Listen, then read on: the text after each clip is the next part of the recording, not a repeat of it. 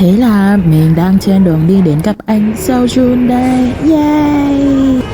Sau khi bạn có một năm 2024 như Lon, cuối cùng bạn cũng đã được gặp anh yêu dấu của mình, anh Tiêu Đức Tuấn. Wow, mình bắt đầu thích Wavy từ đúng một năm trước luôn. Và đúng một năm sau, cô bé ấy đã được đi xem idol.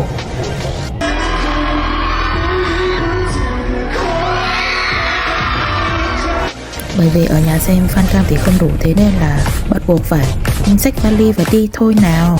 Chuyến bay của mình đáng lẽ ra là sẽ cất cánh vào lúc 8:50, nhưng mà đây, cổng bay vẫn chưa mở và máy bay thì vẫn không thấy đâu cả. Tính ra chuyến này đi có một mình mà bị delay như thế thì mình cũng khá là sợ ấy. Và nó cũng may mắn theo một cách nào đấy mà mình đã đến nơi không quá muộn ý, và thực ra là 12 giờ đêm mới đến nơi. Sawadika Thái Lan, chào buổi sáng. 12 giờ đêm mới ngủ nhưng mà 6 rưỡi sáng cô bé đã dậy. Chỉ để make up 3 tiếng đồng hồ luôn ý. Đúng là sức mạnh của đu trai mà. Thật sự rất là điên rồ.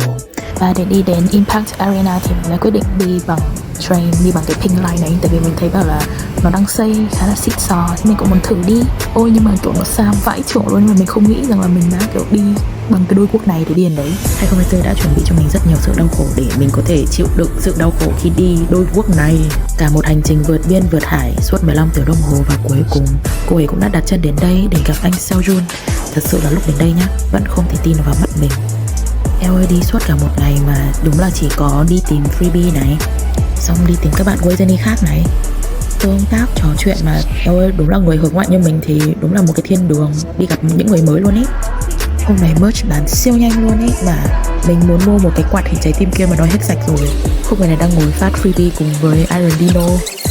Các bạn phát rất nhiều freebie và mình ước là mình có cái túi 3 gang ấy để đựng ít. Lúc mình đừng ngắm cái project của các bạn ấy, kiểu cũng có nhiều bạn thấy mình đang tự chụp ảnh hay các bạn đã chụp ảnh cho mình. Wow, hình như là Wavy có thật đấy mọi người ạ. Seojun cũng có thật luôn. Và bây giờ mình đang đi xếp hàng để đi vào gặp anh ấy đây này. Wow, lần đầu tiên được đứng sát sân khấu như thế này. Xong mình nghĩ là kiểu liệu mình có được nhảy lên sân khấu không ý, và mình có nhảy được không ý. Từ khúc này là ký ức chỉ toàn của tiếng hét thôi. Thật sự là lần đầu tiên gặp người ấy thì làm sao mà có thể rất bình tĩnh được, đúng không các bạn?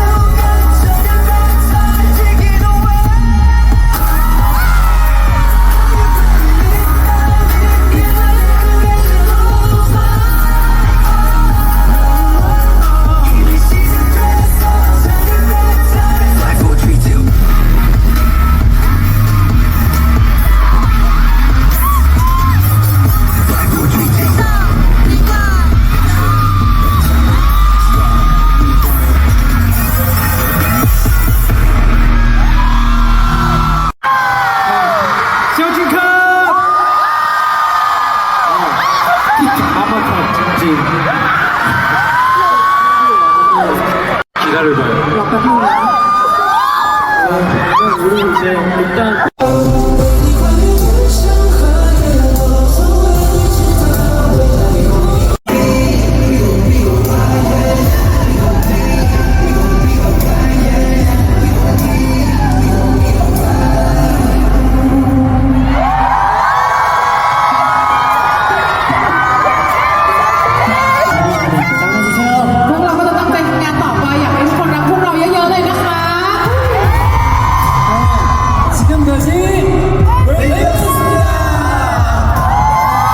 Ôi thế là 2 tiếng đồng hồ của đây một nó hết sạch rồi. Thật sự là đêm hôm trước không thể ngủ được, tại vì tôi nhớ anh ấy nhiều quá. Mặc dù tôi vẫn đang hít chung một bầu không khí với anh ấy, nhưng mà tôi có chịu được đâu. Thế nên là 10 giờ tôi đã lại lục đục đi sang bên này tiếp rồi. Anh ơi, anh ơi, nếu như anh thật sự có thật thì anh cần phải chạm tim về tôi ngay lập tức. Tại sao hôm qua tôi đứng ở sát rào mà anh ấy không chạm tim với tôi? Bóc blind box của Dino nha. Không biết cô ấy cũng tìm trước cho tôi The June không? Cái này là cái khủng long cuối cùng, hy vọng là có. Cái này hình như là backpack mình pack lên, nhưng mà mình không nhớ là mình có gì đây. Ok.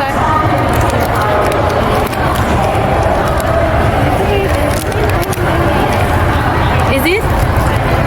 Oh, có nước này. Henry, còn một cái nữa, Kirin nữa. It's Stanley.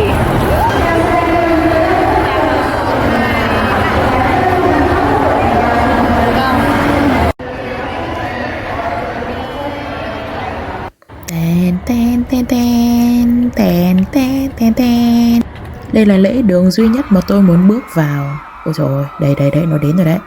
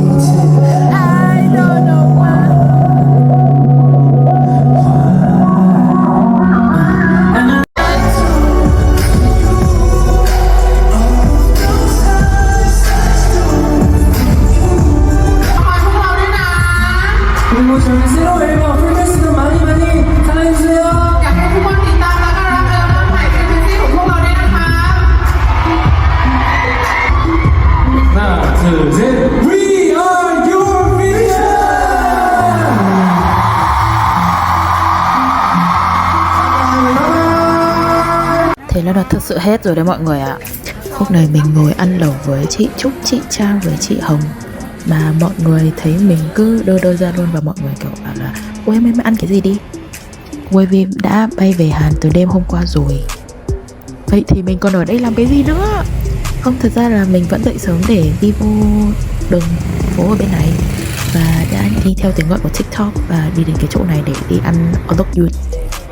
Và cảm nhận của mình là nó không wow đến thế, rất tiếc. Và thật sự là có rất nhiều khách du lịch đến đây. Hoặc là tại vì I don't have an appetite because I have to live in a reality without Wavy, which is oh my god.